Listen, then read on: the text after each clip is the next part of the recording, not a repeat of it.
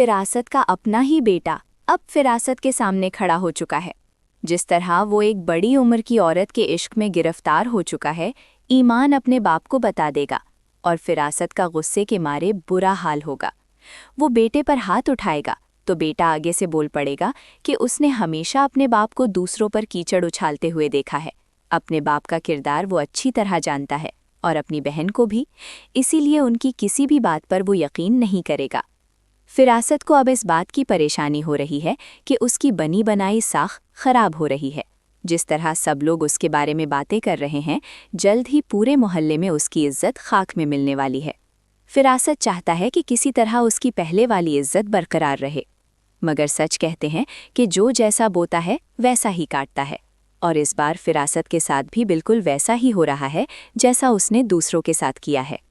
लोगों में बैठी मेरी धाक, और वो भी किसी पक्की उम्र की औरत के साथ। फिरासत का खेल अब खत्म हो चुका है। 2 बेटियों की जिंदगियां बर्बाद होने के बाद अब इसका बेटा भी इसके हाथ से निकल चुका है और उसे एक पक्की उम्र की औरत से मोहब्बत हो गई है।